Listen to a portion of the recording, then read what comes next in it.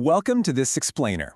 Today, we're putting on our hard hats and taking a really close look at the blueprints of how the world's most successful businesses actually build their identities. We are talking about architecting brand equity. Think of this as the ultimate construction project for market dominance, where literally every single brick laid is a calculated move in consumer psychology. Let's get into it. Okay, let's dive into this. A lot of people think a brand is just a catchy name or maybe a sleek, expensive logo. But it goes so much deeper than just surface-level aesthetics. A brand is a promise. It's a symbol of quality, a source of trust, and ultimately, it is a massive competitive advantage. It's the fundamental foundation of trust between a company and us, the consumers. And honestly, if that foundation cracks, well, everything built on top of it just falls apart. So here's our architectural agenda for today. We'll start with more than a name, then move to the pillars of brand equity and explore some blueprints for brand building. After that, we'll look at real strategies for growth. And finally, we're going to test our structure's defenses with the ultimate competitor's shield. Section 1. More than a name. Laying the foundation. Take a second and think about your favorite smartphone. Or maybe think about that specific brand of running shoe you always buy, without even glancing at the alternatives. That instant connection and comfort you feel, that is exactly why the brand takes center stage in strategic management. It's not just some afterthought that gets delegated entirely to the marketing department. Every single operational decision, every product tweak, and every customer service interaction is a performance. And that performance either reinforces or completely undermines that foundational promise to the consumer. Section 2. The pillars of brand equity. Constructing the core. Now, what's really interesting about this slide is how equity physically manifests. Just like a physical skyscraper absolutely needs a solid steel frame to reach the clouds, a brand's value in the open market, what we formally call brand equity, is supported by 4 crucial, load-bearing pillars. First, awareness. Do people even know you exist? Second, loyalty. Do they keep coming back? Third, associations. What immediately pops into their head? Like you instantly think safety when you see a Volvo, right? And fourth, perceived quality. Do they fundamentally trust that your product is actually good? These 4 pillars literally hold up the entire sky for a business. Section 3. Blueprints for brand building. Choosing your architectural model.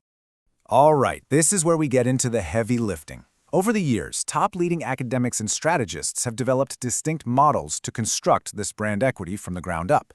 We've got Aaker's 4 identities, Keller's resonance pyramid, the brand asset valuator, and the brand Z 5-step progression.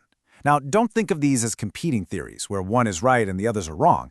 Instead, think of them as different architectural blueprints. You just have different ways to build the exact same towering skyscraper, depending on the specific landscape of your market. Let's look a bit closer at Aaker's model first, which constructs equity by viewing the brand through 4 distinct lenses. Take Nike, for example. You evaluate it as a product, athletic gear that performs at a really high level. You evaluate it as an organization, a company that values excellence and pushing boundaries. As a person, if Nike walked into a room, they'd be that highly competitive and driven individual. And finally, as a symbol, that iconic, unmistakable swoosh. It's a highly holistic way to build out an identity. Let's move to and see how this builds with Keller's brand resonance pyramid.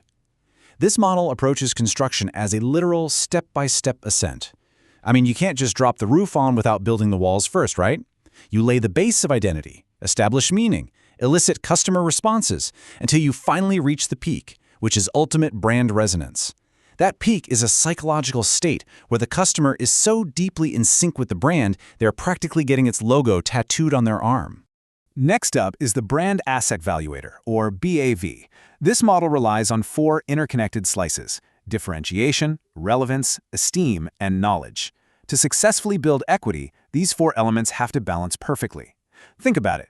If you're highly differentiated and incredibly unique, say you're selling a diamond-encrusted hammer, but you completely lack relevance to the consumer's actual day-to-day life, well, your structural integrity is compromised and your equity simply won't hold. And our final blueprint here is the Brand Z model, which outlines a really clear 5-step progression. You start with mere market presence, just getting on the radar.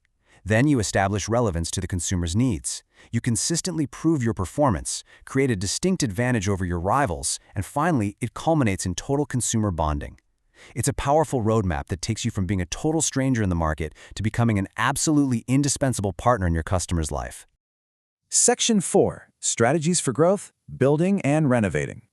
So now that we understand the theoretical blueprints, what is actually in the marketer's execution toolkit? How do management teams physically grow and scale their brand structure in a fiercely competitive market? Well, we have foundational strategies like positioning and naming to lay the groundwork early on. And that's followed by aggressive growth tactics like sponsorship, extension, co-branding, and multi-branding. These are the actual hammers, nails, and scaffolding strategists use to rapidly expand their market footprint. So the crucial point is really zooming in on one of the most powerful yet dangerous tools in that kit, brand extension. It is a classic double-edged sword. On one side, it's highly efficient. It leverages your hard-earned existing equity to instantly break into entirely new product categories. But on the other side, there is a severe risk of brand dilution. If you stretch your brand promise way too far, like remember when Colgate tried to launch a line of frozen beef lasagna in the 1980s? Yeah, the entire structure wobbles. You completely confuse consumers and severely weaken your core foundation.